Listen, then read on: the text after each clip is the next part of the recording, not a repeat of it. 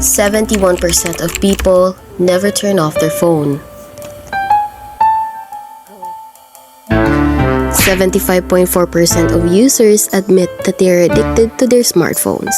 17.3% of parents spend more time on their smartphones than with their children. The science behind our compulsive addiction to phones is concerning.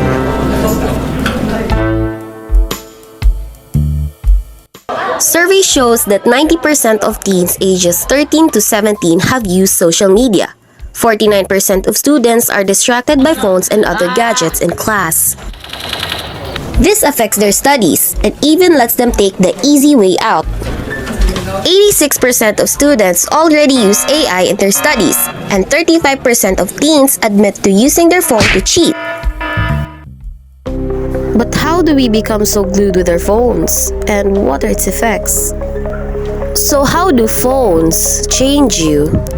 Physically, it can cause eye strain, neck pain, back pain, radiation exposure, and even carpal tunnel syndrome. Did you know that looking down at your phone can cause a significant strain on your spine, which is equivalent to an 8-year-old child sitting on your neck? It even disturbs your sleep, causing insomnia due to the blue light radiating off it. Well, how does a phone affect you socially? 86% of users check their phones even if they are talking to friends and family.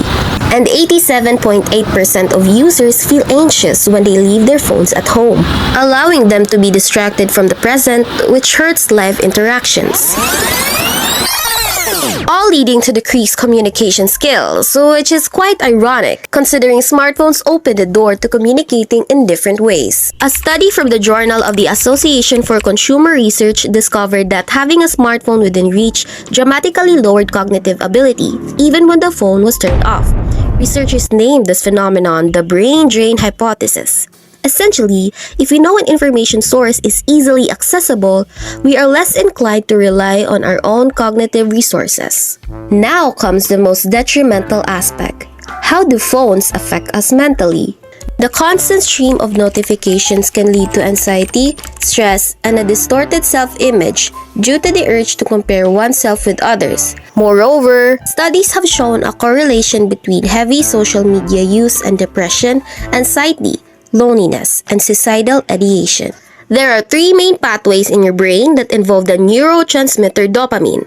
They're called the nigrostriatal, mesolimbic, and mesocortical pathways. These activate when you anticipate and experience rewards. And the issue is, every time you receive a notification, laugh at a funny TikTok video, or gain an Instagram follower, these neural processes in your brain strengthen due to a process known as long-term potentiation. Smartphones give us a limitless supply of dopamine and stimulus to these specific pathways in our brain. So when you turn off your phone, you find reality boring and none of the novel surroundings excite you. So constant dopamine hits from our phone decreases our attention span, which makes it harder to focus and even harder to delay gratification.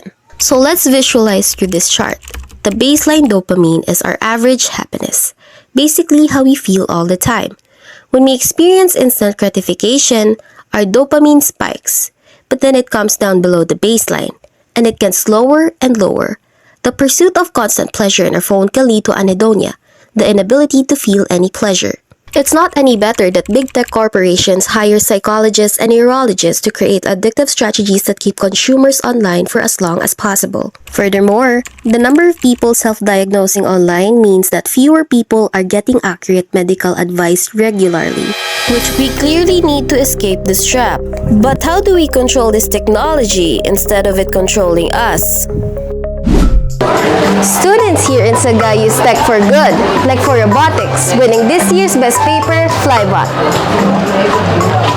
Successful in repelling fruit flies using sound waves, detecting temperature and humidity of the surroundings, the moisture of the soil, and the water level with SMS support. Or in developing apps like Pabalo, which won last year's best paper in Research Expo.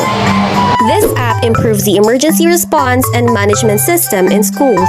And there are several other ways to overcome phone addiction. So come with us and choose the positive side of technology.